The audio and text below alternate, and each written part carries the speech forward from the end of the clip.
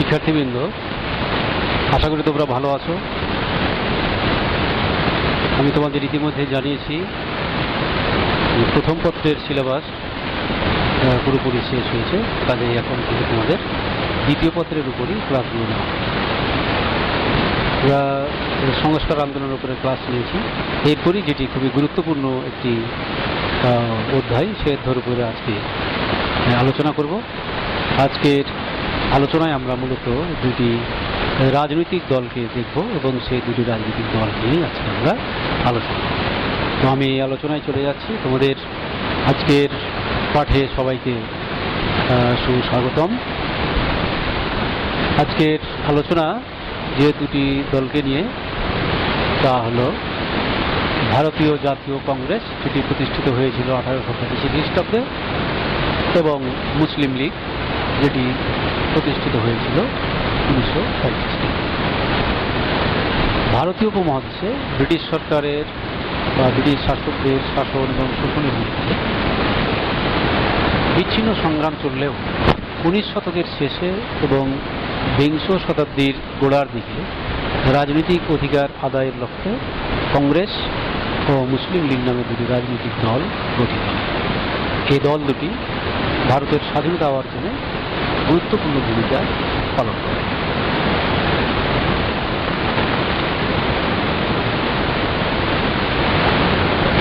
ভারতীয় জাতীয় কংগ্রেস প্রতিষ্ঠাকাল 1885। ভারতীয় উপমহাদেশে ব্রিটিশ শাসনের বিরুদ্ধে 1857 খ্রিস্টাব্দে বিদ্রোহের আগে ও পরে ইংরেজি শিক্ষায় শিক্ষিত বাঙালি মধ্যবিত্ত শ্রেণী ও অভিজাত সম্প্রদায়ের উদ্যোগে যে সংগঠন গড়ে ওঠে। তবে সাধারণ জনগণের সাথে তাদের সম্পর্ক গড়ে ওঠেনি বা খুব ভালো একটা সম্পৃক্ততা ছিল। 1885 খ্রিস্টাব্দে ভারতীয় জাতীয় কংগ্রেস প্রতিষ্ঠা ঔপনিবেশিক ভারতের রাজনীতির ইতিহাসে একটি যুগান্তকারী ঘটনা। 1883 সালে কলকাতায় আহত এক সম্মেলনে উপস্থিত প্রতিনিধিবৃন্দ একটি সর্বভারতীয় সংগঠনের প্রয়োজনীয়তা অনুভব করে। তৎকালীন ইংরেজ আমলা অক্টোভিয়ান হিউম এ ধরনের একটি সংগঠন তৈরির পক্ষে মতামত ব্যক্ত সহ সহযোগিতার আশ্বাস দেন, যা পরে 1885 খ্রিস্টাব্দের 28 ডিসেম্বর ভারতের ভাইসরয় লর্ড ডাফরিনের সহযোগিতায় বোম্বে শহরে ভারতীয় জাতীয় কংগ্রেস প্রতিষ্ঠা লাভ করে। এই কংগ্রেসের প্রথম সভাপতি নির্বাচিত হন একজন বাঙালি ব্যারিস্টার উমেশচন্দ্র বন্দ্যোপাধ্যায়। কংগ্রেস গঠনের উদ্দেশ্য। কংগ্রেস সভাপতি উমেশচন্দ্র বন্দ্যোপাধ্যায় তার অভিভাষণে কংগ্রেসের 4টি মূল উদ্দেশ্যের কথা ঘোষণা করেন। 1. ভারতের বিভিন্ন প্রদেশে যারা দেশের সেবায় নিয়োজিত আছেন তাদের মধ্যে পারস্পরিক পরিচয় ও সৌহার্দ্য স্থাপন করা। 2. পারস্পরিক সম্প্রীতির মাধ্যমে জাতি, ধর্ম ও প্রাদেশিকতার সংকীর্ণতা দূর করে বৃহত্তর জাতীয় ঐক্যের পথ প্রশস্ত করা। 3. শিক্ষিত ব্যক্তিবর্গের মধ্যে আলাপ আলোচনার দ্বারা সামাজিক সংস্কার ও সমস্যার সমাধান বের করা। এবং 4.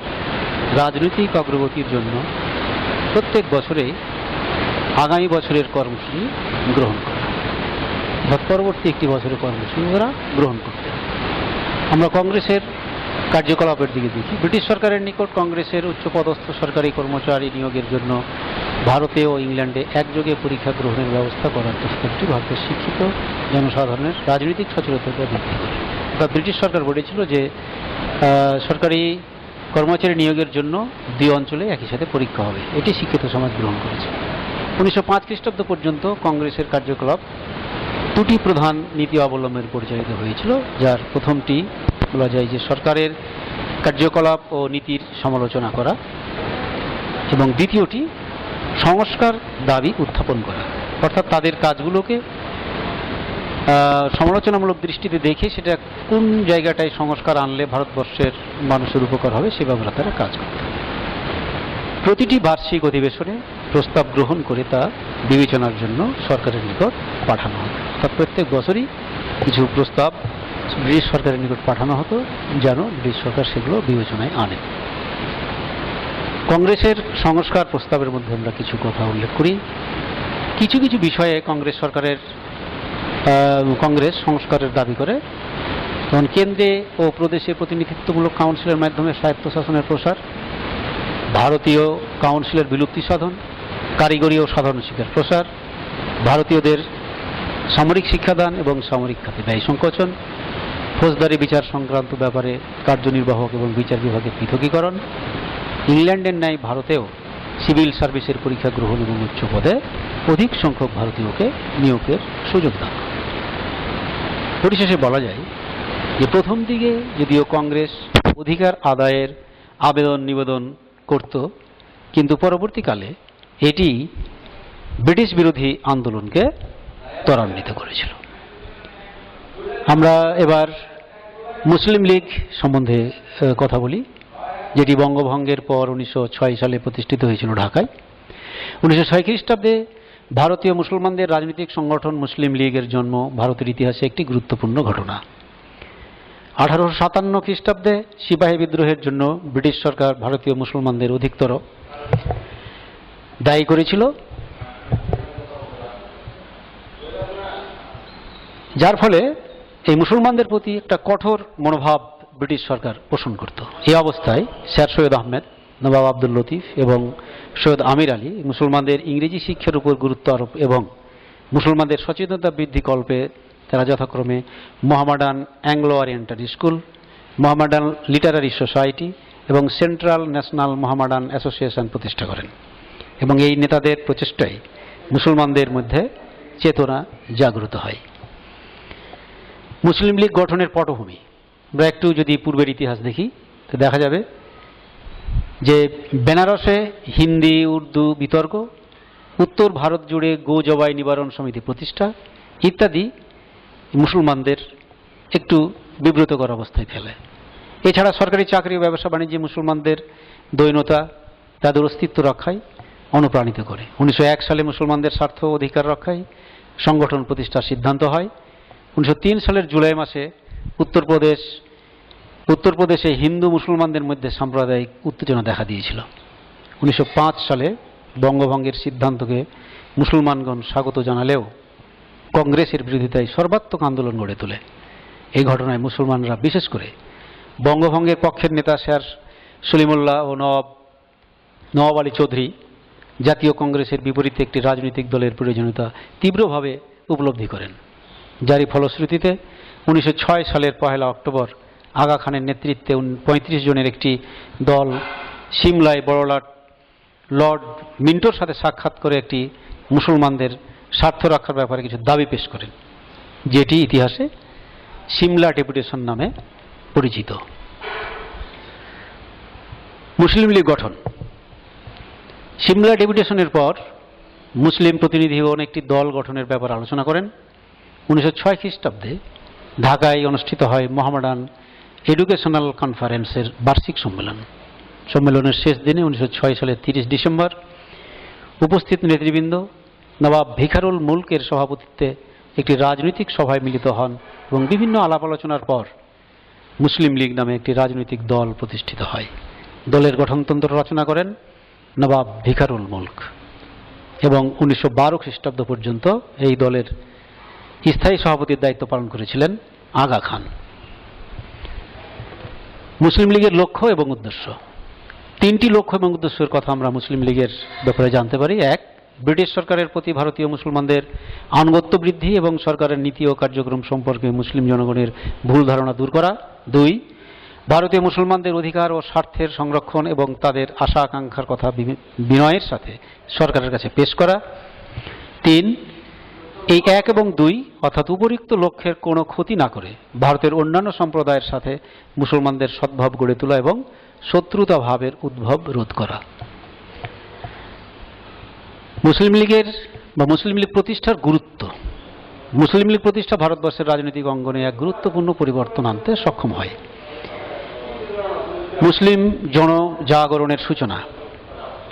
মুসলিম লীগ প্রতিষ্ঠার মাধ্যমে মুসলিম সমাজের মধ্যে আত্মজাগরণের সূচনা হয়। মুসলমানদের শিক্ষা, সংস্কৃতি, রাজনীতি ও অর্থনীতিতে অংশগ্রহণ বৃদ্ধি পাওয়ার পিছনে কাজ করেছে মুসলিম লীগের রাজনৈতিক সচেতনতামূলক প্রচারণা।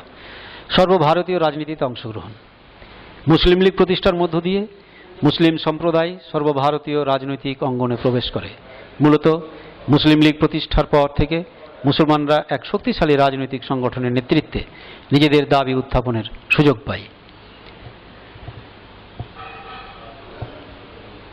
নিজস্ব দলের সৃষ্টি। মুসলিম লীগ প্রতিষ্ঠার পূর্বে মুসলমানদের দাবি দাওয়া উত্থাপন ও আদায়ের কোনো ব্যবস্থা ছিল না, যে কারণে স্মারকলিপি, চিঠিপত্র দিয়ে কখনো কংগ্রেসের মুখোমুখি হয়ে দাবি আদায়ের চেষ্টা করা হতো, অর্থাৎ স্বতন্ত্রভাবে তারা সেরকমভাবে কিছু করতে পারত না। কিন্তু 1906 সালে মুসলিম লীগ প্রতিষ্ঠার পর সরকারের কাছ থেকে মুসলমানদের বিভিন্ন দাবি দেওয়া আদায়ের জন্য দলটি কাজ করে। পৃথক নির্বাচন ব্যবস্থা। লর্ড মিল্ডোর সিমলা ডেপুটেশনে মুসলমানদের আলাদা নির্বাচন ব্যবস্থার ব্যাপারে সহানুভূতি দেখান, যে কারণে 1909 সালের মল্লেমিন্টো সংস্কার আইনের অধীনে মুসলমান সম্প্রদায়ের জন্য আলাদা নির্বাচন ব্যবস্থা মেনে নেয় ব্রিটিশ সরকার, যা মুসলিম লীগের একটি বড় সাফল্য হিসাবে প্রকাশ পায়। পাকিস্তান রাষ্ট্রের সৃষ্টি। 1905 সালে বঙ্গভঙ্গ ঘোষণা দিয়ে 1911 সালে যখন বঙ্গভঙ্গ রদ করা হয়, তখন মুসলিম লীগ এর বিরুদ্ধে আন্দোলন গড়ে তোলে। এতে মুসলিম লীগের জনপ্রিয়তা বাড়ে। দল গঠনের প্রথম দিকে দলে অভিজাত শ্রেণীর প্রাধান্য থাকলেও লাহোর প্রস্তাবের পর ব্যাপকভাবে জনসমর্থিত হয় মুসলিম লীগ। পরবর্তীতে মোহাম্মদ আলী জিন্নার দ্বিজাতি তত্ত্বের ভিত্তিতে 1947 সালে পাকিস্তান নামে একটি স্বাধীন রাষ্ট্রের জন্ম হয়, অর্থাৎ মুসলিম লীগ শেষ পর্যন্ত পাকিস্তান নামে একটি স্বাধীন সার্বভৌম দেশের সৃষ্টিতে সহায়ক ভূমিকা বা প্রধান ভূমিকা পালন করতে সক্ষম হয়েছিল। আজকের আলোচনার সারাংশ আমরা এভাবে করতে পারি যে ব্রিটিশ শাসিত ভারতে 1885 খ্রিস্টাব্দে কংগ্রেস এবং 1906 খ্রিস্টাব্দে মুসলিম লীগ রাজনৈতিক দল হিসেবে আত্মপ্রকাশ করে। এই দুটি দলের কর্মকাণ্ডের মাধ্যমেই 1947 খ্রিস্টাব্দের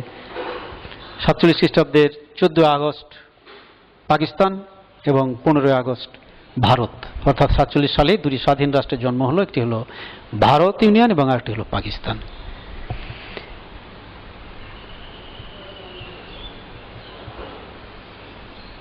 আজকের আলোচনা থেকে একটু বাড়ির কাজ তোমাদের জন্য রয়েছে। ভারতীয় জাতীয় কংগ্রেস প্রতিষ্ঠার পটভূমি ব্যাখ্যা করো এবং মুসলিম লীগের লক্ষ্য উদ্দেশ্য বর্ণনা করো। এই দুটি তোমরা শিখবে এবং খাতায় লিখবে। পরবর্তীতে এটি মূল্যায়ন করা হবে। আমার মনে হয় যে আজকের পাঠটি তোমাদের ভালো লেগেছে এবং এটি ভালোভাবে শিখলে তোমাদের অনেক উপকারে আসবে। আজ এ পর্যন্তই। তোমাদের সবাইকে ধন্যবাদ জানিয়ে আজকের আলোচনা এখানেই শেষ করছি। আবারও ধন্যবাদ।